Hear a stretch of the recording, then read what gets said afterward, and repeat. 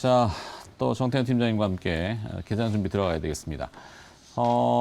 뉴욕은 미국 증시는 아까 이제 네. 뭐 쫙 다 얘기했어요. 기술주가 어떻게 네. 됐고, 뭐 무슨 이유 때문에 어떻게 됐고. 자, 근데 조금 눈에 거슬리는 부분은 이제 미국의 그 모기지 금리 얘기가 좀 네. 툭 나와가지고 미국 나스닥 선물이나 주가지 선물이 약간 조정인데 뭐 크게 저기는 아닌 것 같고. 자, 이렇게 준비하라 어떻게 준비할까 오늘? 일단 뭐 제목은 델타 변이의 발목 잡히다라는 발목 말씀드려요. 잡혀. 기술주 잘 된다 그랬더니 델타 변이에 발목 잡혀. 그러니까 이걸 준비한 이유가 뭐냐면 이게 이제 또 온도차가 생긴다라는 거죠. 음, 그러니까 이 기술주 강세, 미국 같은 경우도 경기 회복에는 기대감이 계속 반영되면서 계속 잘 가고 있지만 네. 또 반대로 아시아 쪽 같은 경우는 이 델타 변이 또 동남아 중심 확산이 되다 보니까 그렇지. 또 그 어찌 보면 이 백신 접종 시기에 미국하고 아시아 증시가 디커플링이 됐었던 것처럼 이 델타 변이 때문에 또 미국 증시는 잘 가고 또 아시아 증시는 또 발목 잡히는 그런 현상이 또 디커플링 되는 현상이 좀 나타나지 않을까라는 차원에서 일단 말씀드리고 싶은 겁니다. 그리고 일단 뭐 기술주 강세 보이게 되면서 이 미국 증시 탄력은 계속해서 우상이 됐고 그리고 아시다시피 지난주 목요일 금요일 미국 인프라 투자 얘기가 나왔기 때문에 미국 증시는 잘 갈 겁니다. 근데 그 미국 증시의 어떤 상승 흐름에 동조가 될 것인가 말 것인가 어떤 갈림길이란지 고민이란지 이런 부분들이 좀 아시아 증시의 숙제다라는 말씀을 좀 드리고 싶어요. 그래서 일단은 어쨌든 델타 변이로 인해 가지고 유럽이란지 아시아가 지금 락다운 해제가 지금 지연이 되고 있는 상황이기 때문에 이런 부분들이 유념은 좀 해야 된다. 네네. 그래서 상승으로 가야 되는데 하락은 안 하겠지만 중요한 건 상승 가야 되지 않습니까? 지금 골디락스 장사가 지속이 되게 돼서 너무 답답한 흐름이 지속이 되고 있는데 이 델타 변이가 아무래도 그런 요인으로 좀 작용이 될 수가 있기 때문에 한번 좀 짚어봐야 되지 않을까 하는 생각을 좀 하고 있고요. 그 델타 변이 때문에 물론 뭐 다시 또 팬데믹 네네. 얘기들을 조심스럽게 네. 정말 꺼내기 싫은 단어잖아요. 네, 단어인데 네.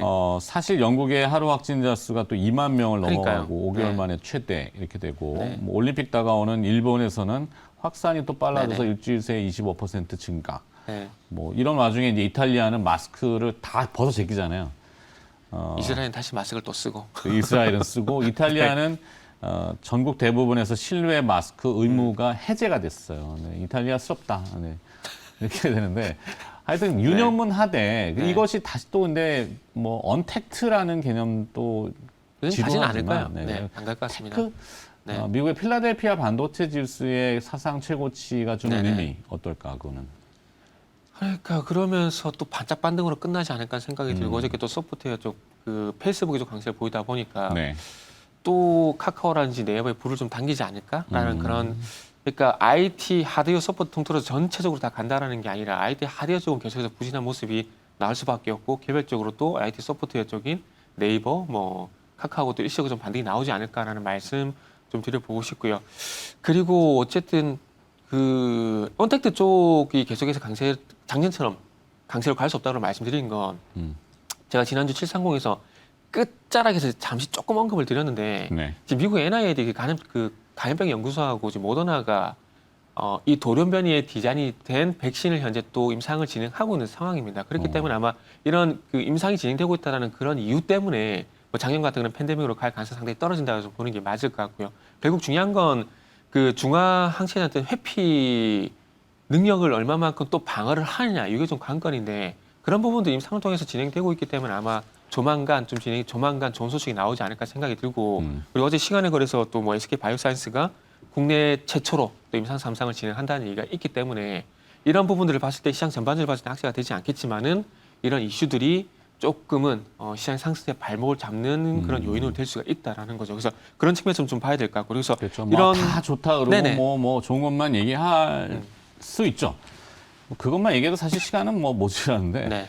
그래도 이제 말씀하신 그 델타 변이 부분하고 그다음에 이제 미국의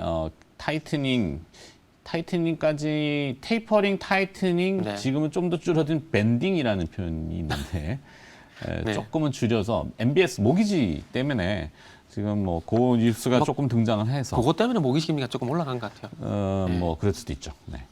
자, 그래서 일단은 뭐 어우르는 건 유념할 부분을 네. 좀 짚어주셨으니까. 그래서 시장은 일단 어차피 다시 골디락스 상승적으로 진입이 됐고 그리고 외국인도 소극적인 대응을 하고 있기 때문에 여전히 뭐 어제도 대선 테마 관련 종목들이 상당히 강세였는데 네. 이런 뭐 이슈란지 테마 장세가 여전히 지속이 될 것 같다. 뭐 그런 진단을 좀 드리고 싶습니다. 그래서 시장에 대한 얘기는 그렇게 뭐 많이 드릴 얘기가 그렇게 없는 것 같아요. 자, 계장 또 본격적으로 준비 들어갑니다. 두 번째 준비하라 포인트는 네. 어떻게 정해 오셨나요?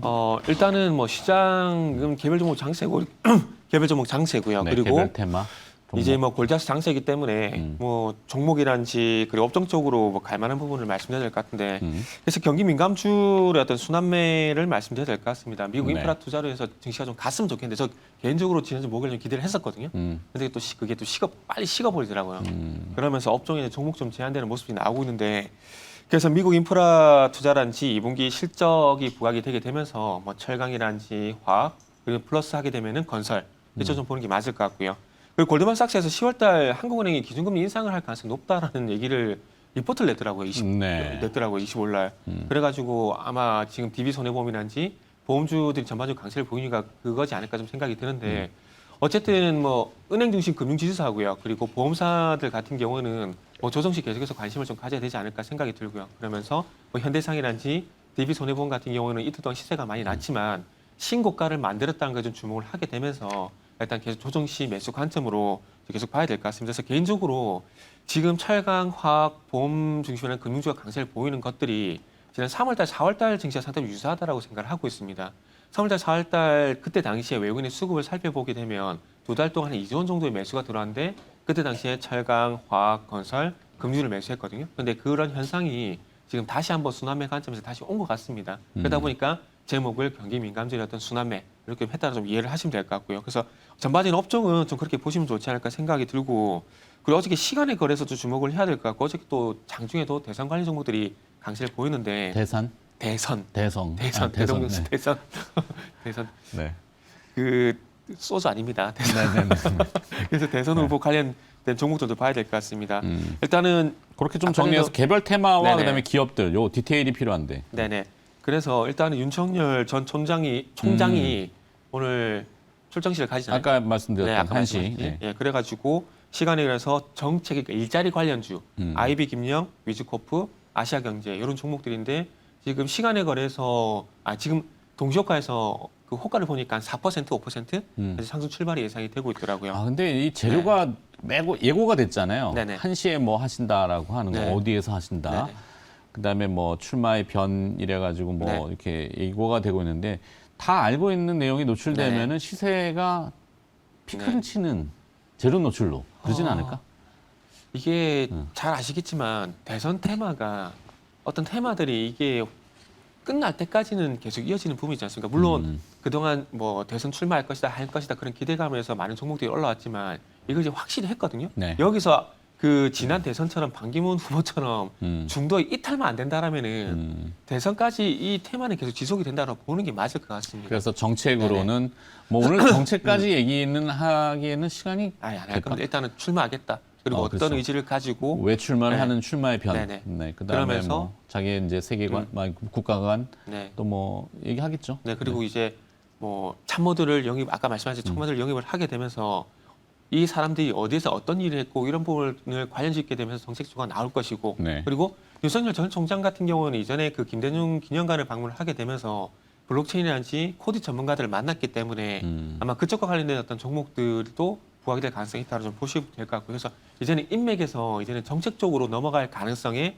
좀 주목을 하자라는 말씀드리고 싶고요. 네. 그러면서 이제 또 이재명 도지사도 7월 1일 날 이제 뭐 예고를 예고를 했죠. 했습니다. 네. 그렇기 때문에 또 시간이 걸려서 텔레필드, 위세하이텍, 이스타코 관련 종목들이 또 강세였기 때문에 오늘 아마 또 들썩거릴 것 같다는 말씀 드리고 싶고요. 그리고 이제 또 봐야 될 부분이 이제 SK 바이오사이언스 이 부분을 좀 보게 되면 그 식약처 국내 최초로 잠깐만 이재명 도지사 건은 훅 지나갔네. 텔레필드, 위세하이텍, 이스타코. 이런, 여기도 네. 인맥주? 네, 정책은 인맥주, 아직 인맥주입니다. 인맥주로. 네. 네. 그래서 인맥주인데 그러니까 이제 윤석열 전 검찰총장하고 이재명 네. 경기도지사하고의 약간 여론 조사에서는 조사. 지금 양강 구도가 있기 때문에 네네. 대항적인 움직임이 나올 수 네네. 있다. 이렇게 얘기해주고 네. 그다음에 SK 바이오사이언스는 뭐예요? SK 바이오스는 이제 GBP 510이라고 이제 코로나 백신을 개발하고 있지 않습니까? 네. 그래서 국내 최초로 임상 3상에 이제 진입을 한다. 그래서 식약처에 계획서를 제출을 하게 되면서 일단 오늘 장에서도 또 델타 변이와 관련해서 SK 바이오사이언스가 또 그 백신 테마 이런 부분이 엮일 가능성이 상당히 높을 것 같습니다. 그래서 지금 이 SK 바이오사이언스 같은 경우는 3% 정도 이제 상승 출발이 예상이 되고 있고요. 그러면서 지금 연관된 종목들이 DR잼이라든지 캐몬, DR잼 같은 경우에는 그 위탁 생산 중인 노바백스의 모회사인 후지필름이 2대 주주입니다. 네. 그러다 보니까 이 SK 바이오사이언스 관련돼서 DR잼이 부각이 됐고요. 그리고 캐몬은 그 SK 바이오사이언스의 비임상 연구 위탁 이력이 있다 보니까 이 SK 바이오사이언스 관련 종목으로서 이제 DR잼, 캐몬 이런 게 시간의 강세를 보이는데 지금 캐몬 같은 경우에는 또 급등 출발이 예상이 되고 있습니다. 네. 그래서 이런 관지 보시고 이거 캐몬은 한국파마 또 뭐 CCTV 뭐 그쪽하고도 연관성이 있나요? 네 많습니다.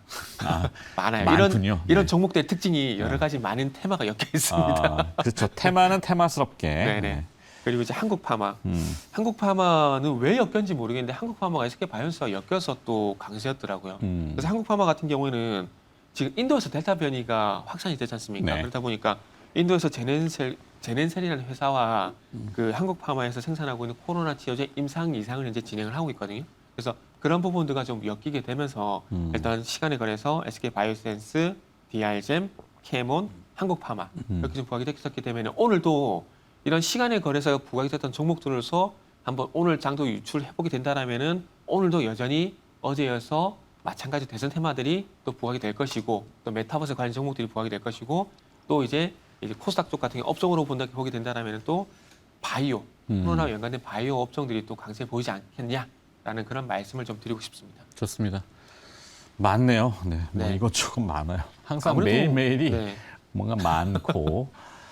아까 서두에도 말씀했지만 시장이 골리락스로 지루하게 가다 보니까 네. 종목들 개별 종목 장세가 조금 강합니다. 그러다 보니까 많은 종목을 좀 말씀드리다 보니까 좀 장황하게 좀 말씀드렸네요. 그렇죠. 지금 북한 쪽에서 네. 또 식량 얘기 얘기 나오고 있고, 뭐 일본 언론이 지금 얘기한 것 같은데 북한의 식량난과 뭐 어쩌고저쩌고 하면 네. 또 비료? 비료? 뭐 이게 언제 다가올지는 모르겠어요. 근데 네. 일본 쪽의 언론 한 줄이기 때문에 당장 오늘이라고 제가 단정할 수는 네네. 없을 것 같습니다. 이건 계속 모니터링 관찰을 좀 해볼게요. 네. 알겠습니다. 자, 개장 임박했으니까 또 문 연 다음에 다시 보도록 하겠습니다.